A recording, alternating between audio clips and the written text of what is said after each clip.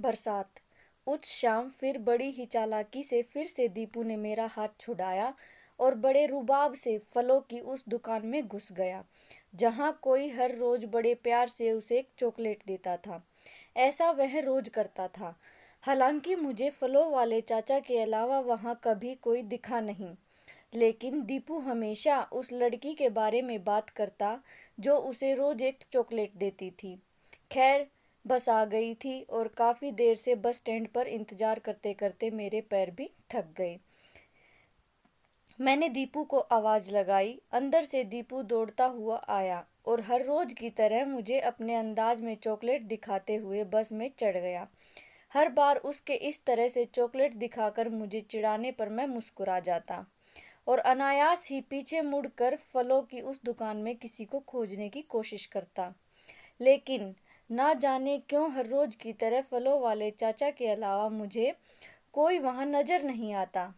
लगभग 2 साल पहले का वो दिन जब दीपू, मैं और संगीता खुशी खुशी संगीता के घर से आ रहे थे कि अचानक एक तेज रफ्तार वाला ट्रक हमारे सामने आ गया। मुझे कुछ समझ आता तब तक हमारी कार पलटकर रोड की दूसरी साइड पर चली गई थी। 2 दिन बाद जब मुझे हॉस्पिटल में होश आया तो मुझे कुछ समझ नहीं आ रहा था कि क्या हुआ। मैंने माँ से संगीता और दीपू के बारे में पूछा। उन्होंने बताया कि दीपू पास वाले वार्ड में है और अब ठीक है। और संगीता के बारे में पूछने पर माँ फूट फूट कर रोने लगी। बताओ ना माँ, संगीता कहाँ है? आंसुओं की बूंदों ने तब तक मेरी आंखों को भी घेर लिया था। माँ तब कुछ भी नहीं बोल पाई। मुझे संगीता के साथ बिताए हर पल याद आ रहे थे। अभी कल ही तो कह रही थी माँ ने नई सिल्क की साड़ी दी है सालगिरह पर, और मेरे लिए कुछ नहीं दिया। मैंने नाराजगी जताते हुए कहा था। आपके लिए मुझे दिया है ना मेरे बुद्धू, मेरे गालों को खींचते हुए उसने बड़े प्यार से कहा था। कितना बदनसीब हूँ मैं, आखिरी बार संगीता को देख भी नहीं पाया। यह सोचकर मैं फूट फूट कर रोने लगा था। पापा, चॉकलेट। दीपू की आवाज़ सुनकर मेरा ध्यान टूटा। आंटी ने कहा है पापा को भी खिलाना, दीपू ने कहा। मैं बस मुस्कुरा दिया। आज जब घर आया तो माँ फिर मुंह फुलाकर बैठी थी। अपने लिए ना सही पर कम से कम दीपू के लिए तो शादी कर लो, माँ ने कहा। दीपू को संभालने के लिए आप सब हो ना माँ, फिर दूसरी शादी की क्या जरूरत? कहकर मैंने हमेशा की तरह बात को टाल दिया। दीपू के लिए माँ की जरूरत मुझे भी लगती थी, पर मैं हमेशा यही सोचता कि क्या कोई और दीपू को उतना प्यार दे पाएगा। खैर, माँ की बात सुनते सुनते हमने खाना खाया। अगले दिन दीपू को स्कूल छोड़कर जब मैं ऑफिस आया तो बारिश शुरू हो चुकी थी। आज दिन भर बारिश हुई और शाम तक लगभग पूरे बाजार में पानी भर गया था। ऑफिस बंद हो गया था, लेकिन बारिश बंद होने का इंतजार करते करते 1 घंटा होने को आया था। पास की एक दुकान से मैंने रेनकोट खरीदा और दीपू को लेने स्कूल की तरफ निकला, लेकिन रास्ते में पड़ने वाले नाले की वजह से आगे जाने का रास्ता बिल्कुल बंद था। मैंने दीपू के स्कूल में फ़ोन किया तो पता चला सारे बच्चे स्कूल से जा चुके हैं और दीपू भी उन्हीं के साथ स्कूल से निकल गया। कहाँ गया होगा? थोड़ी देर इंतज़ार नहीं कर सकता था? मुझे दीपू की चिंता हो रही थी, लेकिन साथ ही उस पर गुस्सा भी आ रहा था। नाले में इतना पानी आ गया था कि निकलना मुश्किल था। तभी मेरे मोबाइल पर एक अनजाने नंबर से कॉल आया।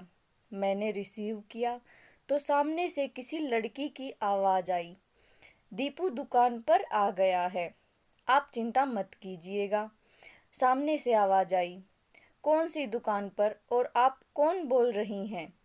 मैंने पूछा। चॉकलेट वाली आंटी, उसने इतना कहा और कॉल कट गया। लेकिन मैं लेने जाने ही वाला था। आज थोड़ा लेट हो गया तो अकेले निकलने की क्या ज़रूरत थी? उसे कुछ हो जाता तो? एक के बाद एक मेरे मन में कई सवाल चल रहे थे। खैर, मैं दूसरे रास्ते से होता हुआ बस स्टैंड पहुंचा। आज भी दुकान पर फलों वाले चाचा ही खड़े थे। दीपू यहाँ है क्या चाचा? आज मैं पहली बार चाचा से बोला था। उन्होंने अंदर देखते हुए आवाज लगाई, नीतू, दीपू के पापा आए हैं, दीपू को भेजो। मेरी आवाज सुनकर अंदर से दीपू दौड़ता हुआ आया। पता नहीं क्यों आज मुझे ऐसा लग रहा था जैसे मैं बरसों बाद दीपू से मिल रहा था। अकेले आने की क्या जरूरत थी, मैं आ ही रहा था ना। मैंने दीपू को गोद में उठाते हुए बोला। तभी पीछे से आवाज आई, लीजिए आप भी सर पोंछ लीजिए, गीले बालों में सर्दी बड़ी जल्दी बैठती है। मैंने पीछे देखा, घुंघराले बाल जैसे बारिश के बादल जमी पर उतर आए हों, आंखें जैसे कुछ कहना चाह रही हों, होठ जैसे गुलाब की पंखुड़ियां हों। पटियाला सूट में मैंने पहली बार दीपू की चॉकलेट वाली आंटी को देखा। हाथ में टॉवल लिए उसने फिर कहा, सर पोंछ लीजिए, मैं चाय बना देती हूँ।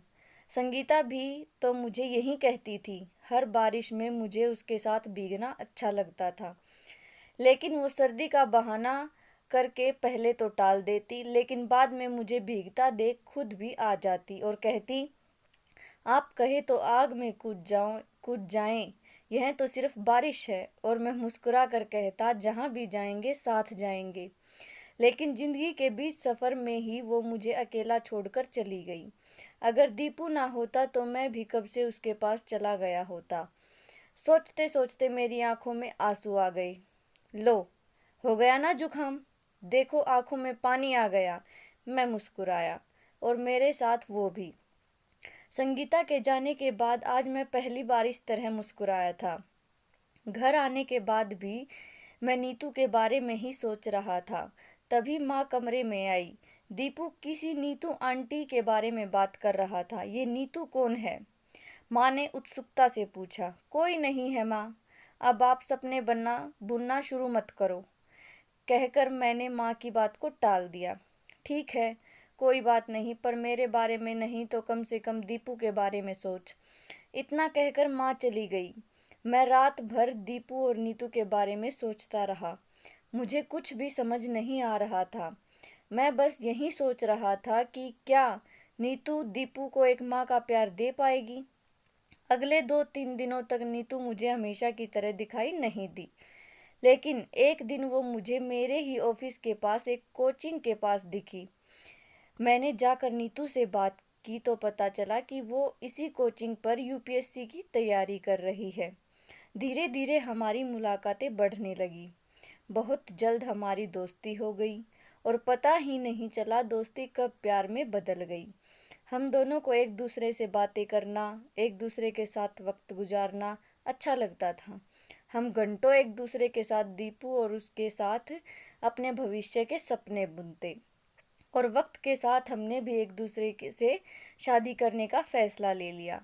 नीतू अपने पिता की बहुत लाडली थी। वो नहीं चाहती थी कि उसके पिताजी को उसकी वजह से कोई भी ठेस पहुंचे। लिहाजा एक दिन नीतू ने मेरे बारे में अपने पिताजी से बात करने का फैसला किया।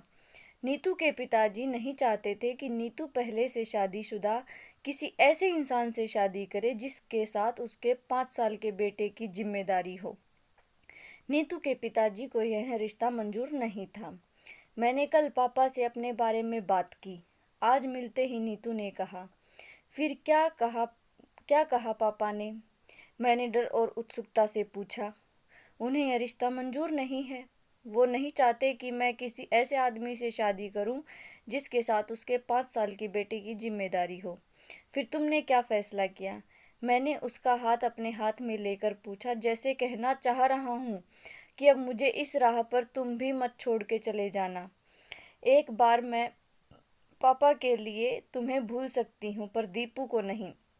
अब वो मुझ में अपनी माँ को ढूंढता है। मैं उसके इस विश्वास को तोड़ना नहीं चाहती। आज शाम माँ की आंखों में आंसू थे, इसलिए नहीं कि उन्हें एक बहू मिल गई थी, बल्कि इसलिए कि दीपू का हाथ थामे उसे नीतू में संगीता नजर आ रही थी। 5 साल बाद हमारा शहर अब स्मार्ट सिटी में बदल गया था। बस स्टैंड को तोड़कर स्मार्ट बस स्टैंड बनाने की योजना चरम पर थी। नए बस स्टैंड की जद में चाचा की वो दुकान भी थी जहां कभी मैं बस का इंतजार किया करता था। बस स्टैंड पर हाथ ठेला और फलों की दुकान लगाने वाले सभी लोग कलेक्टर के इस फैसले पर नाखुश थे और कलेक्टर से इस बारे में बात करने के लिए चाचा की दुकान के सामने जमा थे। कुछ नहीं होने वाला। चाचा खुद ही अकेले अपने दुकान में बड़बड़ाए जा रहे थे। ये नेता और अमीर लोग गरीबों का सब कुछ छीन लेते हैं, उनकी बेटियां भी, कहकर चाचा की आंखें भर आई। तभी एक लाल बत्ती की सफेद गाड़ी से एक लड़की उतरी। किसी को कहीं जाने की जरूरत नहीं है, सरकार इसी जगह आपके लिए पक्की दुकानें बनाकर देगी। कलेक्टर साहिबा ने गाड़ी से उतरते ही कहा। जोरदार तालियों के साथ सभी ने कलेक्टर साहिबा का अभिवादन किया।